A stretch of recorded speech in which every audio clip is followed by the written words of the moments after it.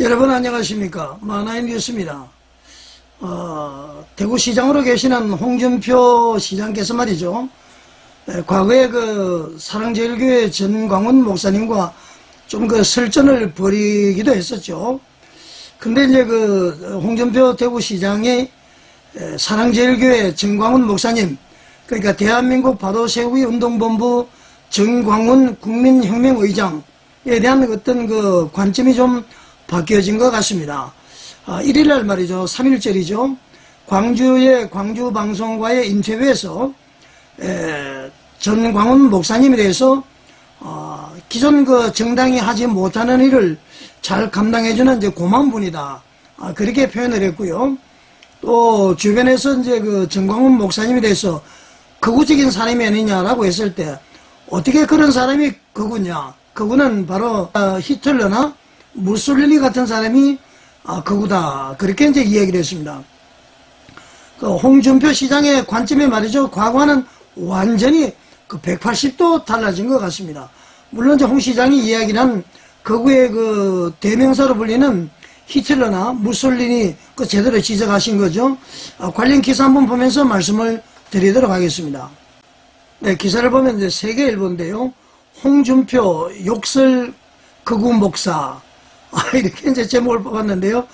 욕설 극우 목사라고 비판을 하다가 참 고맙다. 이렇게 이제 그 전광훈 목사에 대해서 평가가 달라졌다. 이런 제목으로 글을 썼는데요.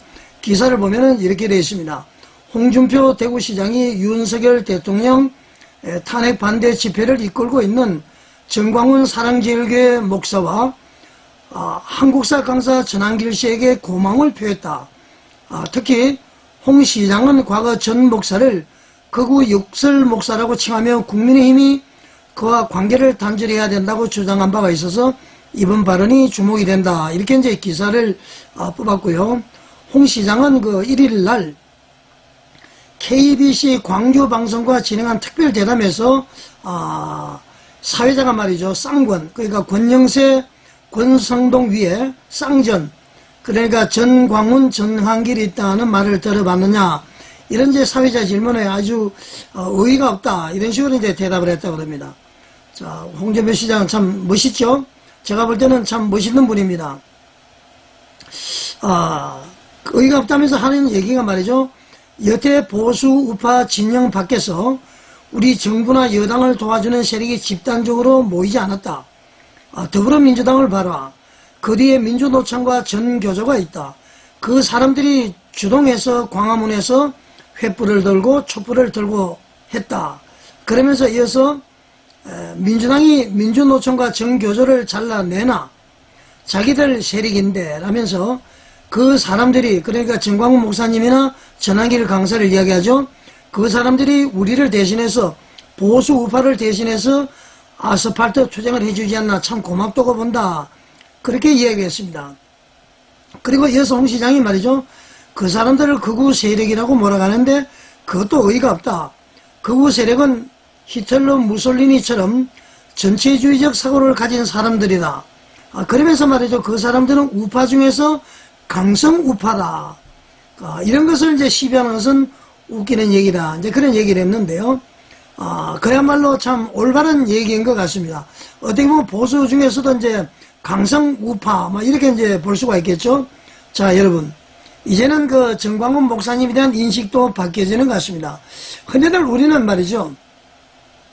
지금 좌파들이라든가 더불어민주당이라든가 신문들이 그 전광훈 목사님이나 세이브 코리아를 또 정한길 선생을 말이죠. 극우라고 표현을 합니다.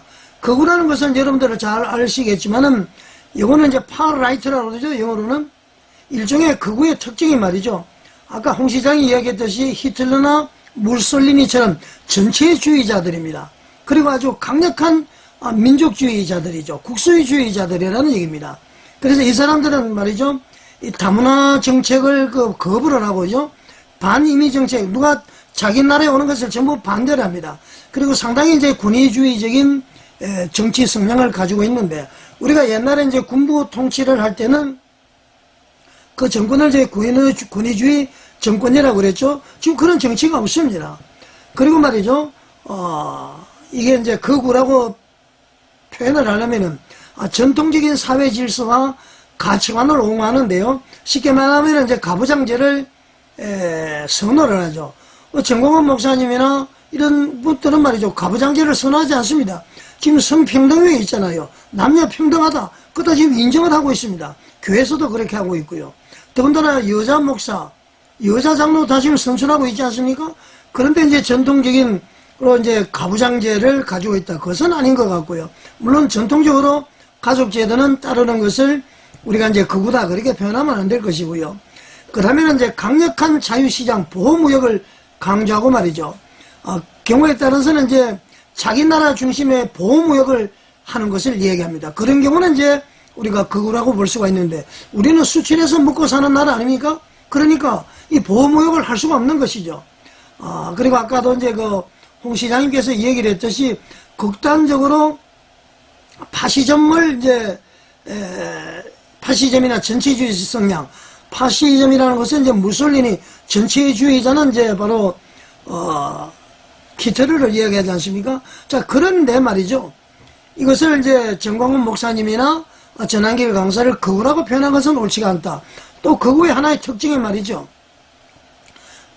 강력한 반공산당 체제입니다. 그거는 당연히 우리나라에서는 김일성이가 남침을 해서 말이죠. 나라가 초토화되고 몇백만 명이 죽었잖아요. 그러니까 그걸 극우라면은 얼마든지 극우로 불러도 좋다. 지금도 말이죠. 핵무기를 만들어서 우리나라를 막 공격하라고 그러지 않습니까? 남한의 간첩들도 있고요. 당연히 반공산당 정책을 해야 되고요. 간첩을 잡는 것은 당연한 것입니다. 그런데 그것을 가지고 말이죠. 극우라고 표현하는 것은 잘못된 것이다. 이참에 다시 한번 얘기를 드리고 싶은데 대한민국 바로세우기 운동본부 대국본이나 정광훈 목사님 그리고 말이죠.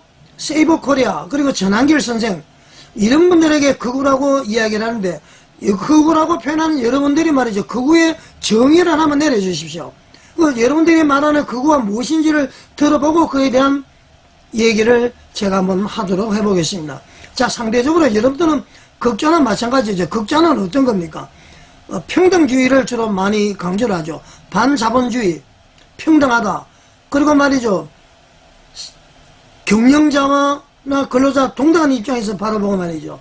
대기업을 해체하고 이것이 이제 극좌들이 하는 것이죠. 또 보면은 반기업적인 성향이 상당히 강합니다. 그리고 이제 나라가 말이죠. 직접적으로 국가 경제 그리고 여러 가지 말이죠. 분배 정책에 많이 관여하고 있죠. 지금 더불어민주당이 전 국민 말이죠. 25만 원 나눠주고 이게 전부 극좌 정책입니다. 왜 더불어민주당을 보고는 극좌라고 이야기하지 않습니까? 오히려 말이죠. 이재명이가 중도 보수라고 그러는데 지나가는 소가 웃을 정도입니다. 말도 안 되는 얘기를 합니다. 그 다음에 말이죠. 이 극좌는 성소수자의 권리를 주장하고요. 페미니즘을 많이 강조하고 말이죠. 또 환경보호를 많이 내세우고 있습니다. 사회적인 진보주의를 많이 하고 있죠. 분배정책. 이것이 극좌의 특징이라고 볼 수 있는 건데요. 이분들은 이제 무정부주의, 그리고 이제 공산주의 성향을 가지고 있습니다. 그러니까 정부에 대해서는 무조건 반항을 하는 거예요. 반대를 위한 반대. 탄핵도 말이죠. 진짜 탄핵이 아니라 탄핵을 위한 탄핵. 이것은 이제 무정부주의자입니다. 이 극좌는 더불어민주당은 극좌로 볼 수가 있습니다. 이 극좌는 비판을 하지 아니하고 어떻게 말이죠? 대국본과 정광훈 목사님, 세이브코리아 전한길 선생을 그렇게 이제 극우라고 그러냐. 말도 안 되는 얘기죠. 그래서 지금 CBS, 그 다음에 각종 언론, 또 말이죠. 더불어민주당은 왜 대국본과 전광훈 목사님과 전한길 강사를 극우라고 하는지 극우의 정의를 우선 내려주시기 바랍니다. 그러면은 제가 토론을 한번 해보겠습니다. 여러분의 극우 진단이 잘못된다는 것을 말씀해 드리고 싶습니다. 자, 여러분, 자주한 홍준표 대구시장이 정광훈 목사님에 대해서 서로 불편한 관계에 있다가 지금은 우리들을 대변하는 아주 고마운 분, 보수 중에서 아주 강력한 보수, 그리고 이제 극우가 아니다 이렇게 하는 것은 상당히 고무적인 일이고요. 이제 연합을 해서 윤석열 대통령의 탄핵을 막고 그 다음에는 이제 헌법 개정을 통해서 87년 체제를 바뀌어서 그야말로 자유민주주의가 우리 대한민국에 뿌리 깊이 내릴 수 있는 그러한 그 협력관계가 되면 좋겠다 그렇게 생각을 합니다. 앞으로 대국본과 정광훈 목사님에 대한 평가가 새로워지기를 바라겠습니다. 자, 여러분 시청해 주셔서 감사드립니다.